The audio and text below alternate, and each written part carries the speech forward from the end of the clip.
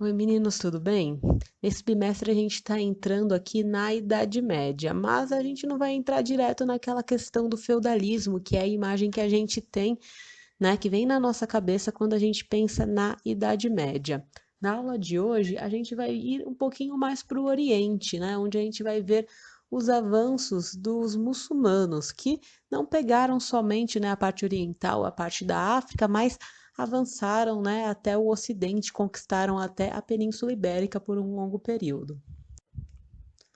Antes da gente entrar aí propriamente na questão do mundo islâmico, é importante a gente pensar aqui no que era a Península Arábica, né? Da onde veio o mundo muçulmano. Então, a Península Arábica é uma região que está localizada lá no Oriente Médio, que é limitada pelo Mar Vermelho, pelo Oceano Índico e pelo Golfo Pérsico. Antes da gente ter aí a instalação do islamismo nessa região da Península Arábica, a gente tinha uma região que não era realmente unificada. A gente tinha aí uma série de povos que viviam na região da Península Arábica, que era uma região que não havia sido conquistada pelos romanos, porque, né, o Império Romano questionava as vantagens de conquistar aquela região, que era uma região muito inóspita, muito agreste. Então, a Península Arábica ficou isolada por um longo período. As pessoas que habitavam nessa região da Península Arábica, elas tinham origem semita, né, que é uma família etnográfica que a gente tem, que é originária lá da região da Ásia Ocidental. Então, são os hebreus, os assírios, os aramaicos, os fenícios e também os árabes. Nessa região, a gente tinha, então, uma série de tribos distintas que viviam lá. E cada tribo dessa região, ela adorava seus próprios ídolos, elas não tinham uma unidade religiosa.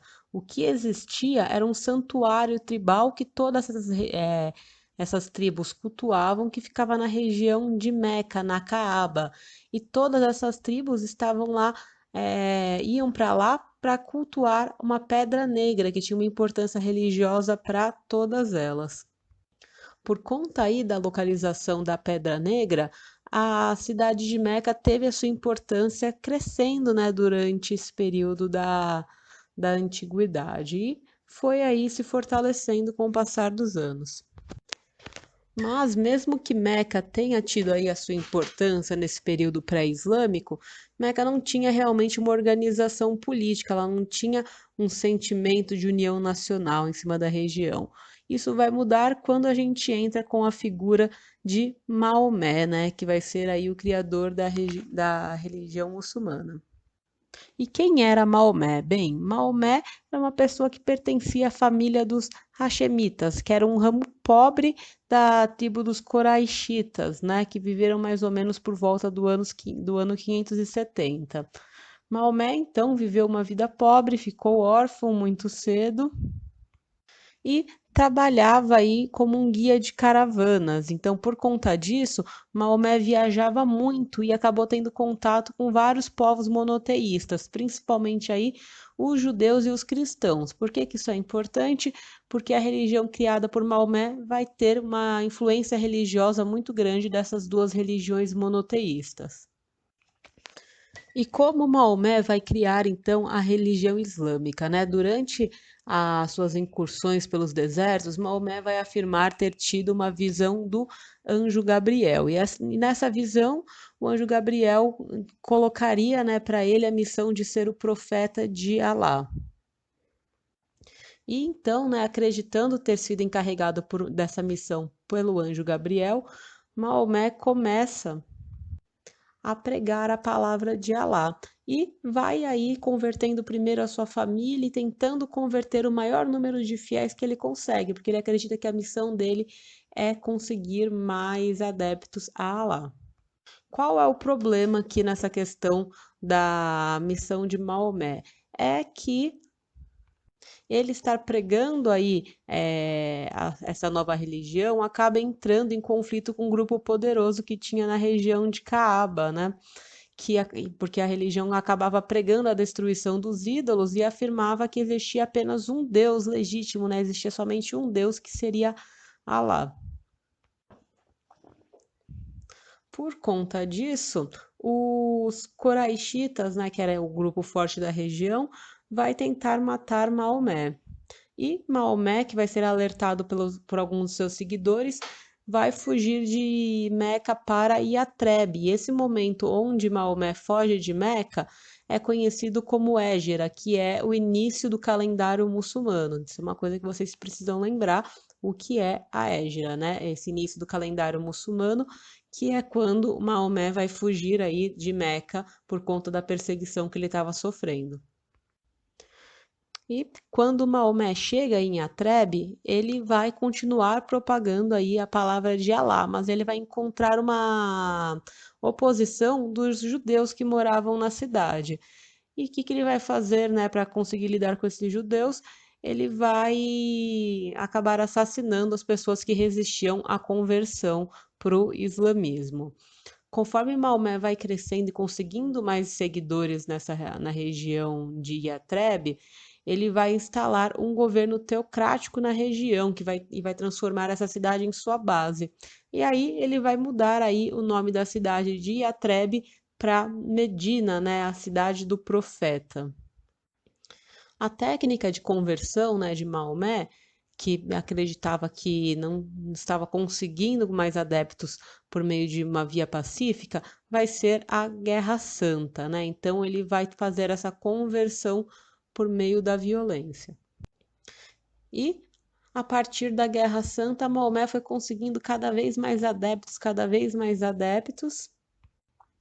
até que quando a gente chega mais ou menos no ano de 600 e 630, o Estado Árabe já estava aí praticamente formado, ele tinha se unido pela primeira vez em torno do islamismo. Então, a região da Península Arábica acaba se unificando por conta de Maomé. Então, é uma região que segue aí a bandeira do islamismo e segue um único chefe, que é Maomé. E Maomé não tinha somente aí um papel de líder político, ele tinha também um papel de líder religioso. Então a gente tinha um regime teocrático na Península Arábica, onde um líder só, né, controlava a região e que tinha tanto o poder político como também o poder religioso.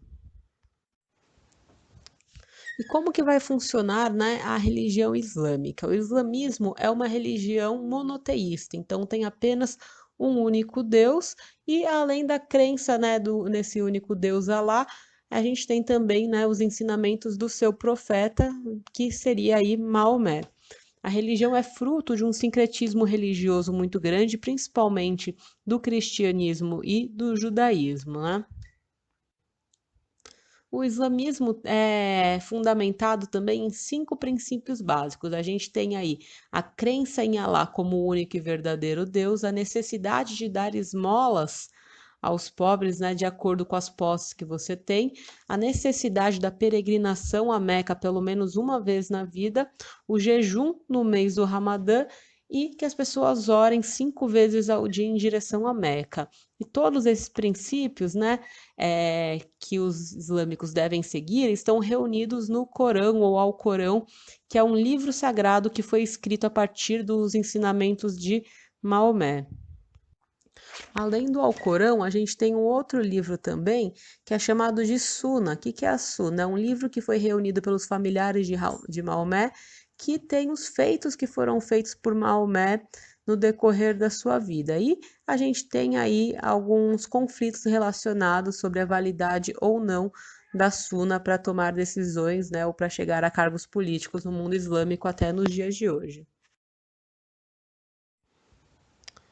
Nós vimos então que a Península Arábica acabou se unindo sob aí os preceitos da religião islâmica, sobre os ensinamentos de Maomé. E conforme o mundo islâmico, né, na Península Arábica ia se tornando mais forte, ele começou também a se expandir. Esse desejo, né, de expansão da fé islâmica, de levar ao mundo essa fé, de converter o mundo à religião islâmica, acabou se tornando aí um preceito da Guerra Santa. Então, as pessoas do mundo árabe começaram a partir para outros espaços para converter novos lugares ao islamismo. E por que que eles faziam isso, né? Primeiro aí pela vontade de converter o mundo, né, ao islamismo, e também porque há uma ideia de um paraíso material, né, um paraíso que as pessoas chegariam se morressem em nome de Alá.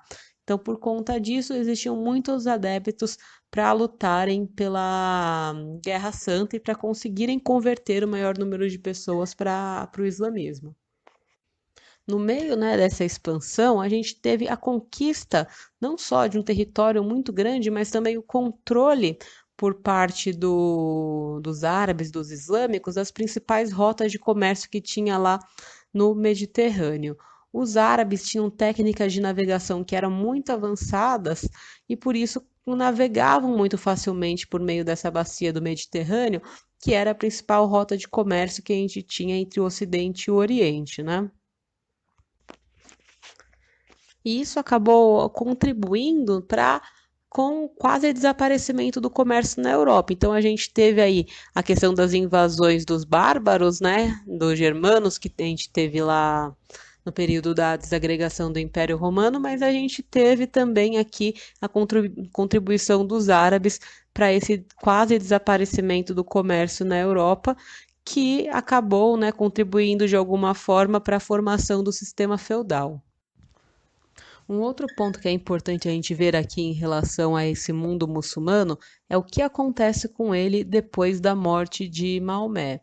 Bem, de uma forma diferente que acontece em alguns impérios, como o Império Franco, a morte de Maomé não vai causar a dissolução da comunidade muçulmana. Por quê?